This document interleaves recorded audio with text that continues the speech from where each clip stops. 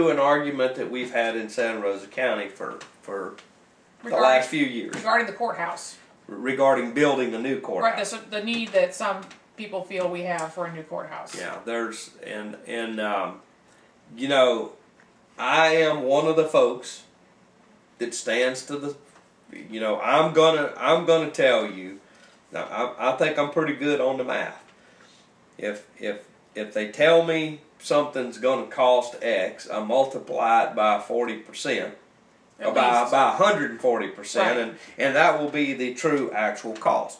And you know, of course, when I say things like that, then I have elected officials going, "Oh no, that'll never happen. You know, we'll never."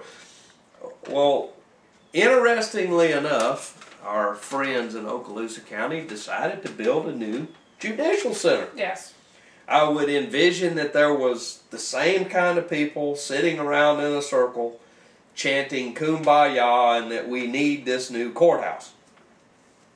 And we will do it for $27 million. We will not have a Taj Mahal. Yes, which is the exact same phrase we've heard here over and over again. Right. And so they must have the same marketing firm working with them. So they look at this thing and they say, look, well, you know, what we wanted was $60 million, but we know that the Taj Mahal is unacceptable to the taxpayers.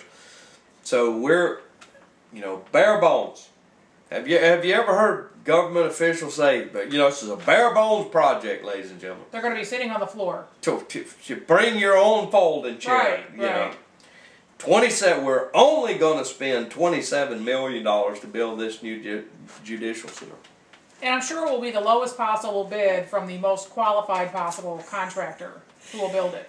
Well, to make a long story a little bit longer, $66 million to build a $27 million courthouse, approximately $66 million.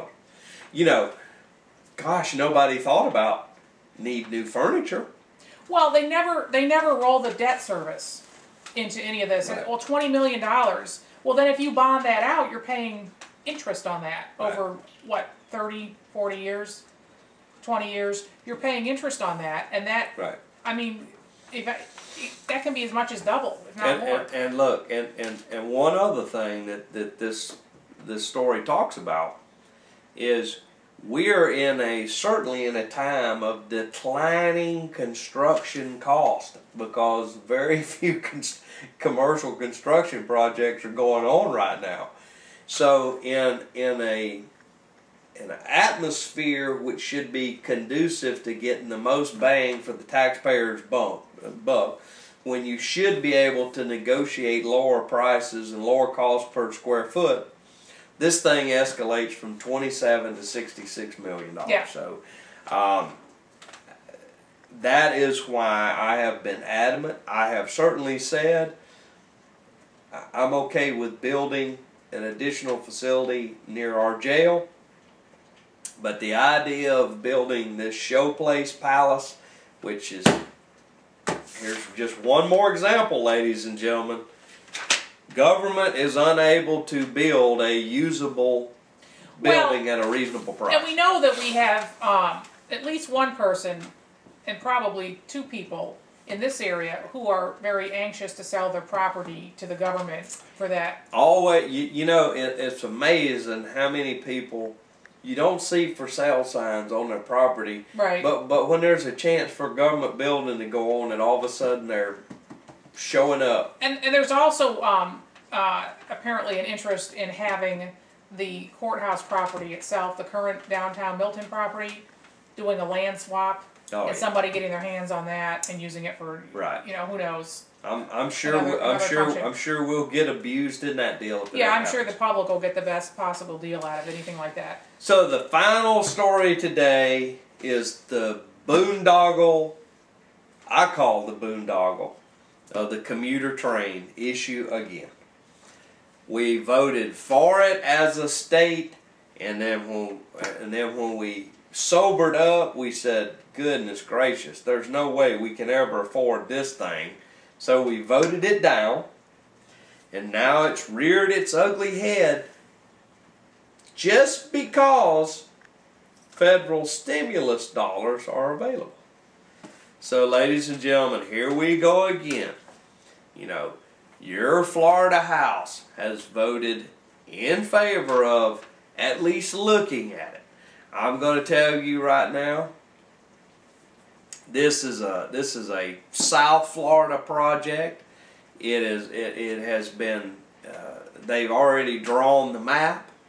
It's not going to benefit anybody except the highly populated area down there, and it is going to cost us a ton of money. It will benefit us eventually if there's a railway connection. It will benefit this part of the state, but the question is, how long will it take for that to happen? I mean, you have to start somewhere. It would be an economic development driver to have rail passenger and freight rail available throughout the state. As you can see, I will completely disagree with my partner to the left on this one. It is a gigantic hole in the water that you will continue to throw money at. I'm not saying they won't screw up the execution. I'm sure that they'll screw up the execution. I'm just saying it's something that would benefit the whole state if they get public transportation going like that, commuter rail going like that.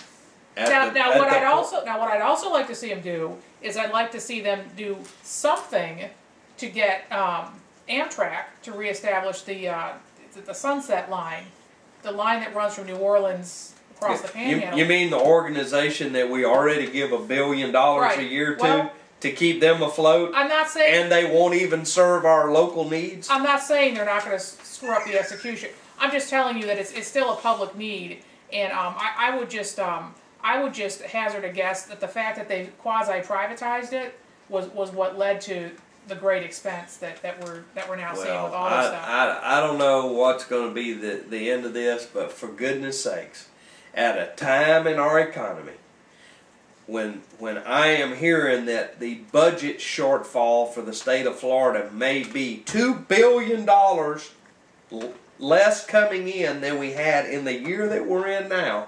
Yes. We think it's appropriate to send $350,000 to the city of Gulf Breeze to beautify the middle of Highway 98. I'm not arguing that. And several $1 billion for a train. I'm sorry, now's not the time. I don't think it's going to happen, though. I don't expect this is going to go anywhere.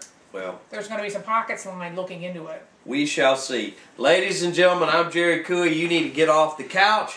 You need to make your voice heard. You need to get out and vote. I'm Deborah Nelson. Thanks for watching. Good night. Good night.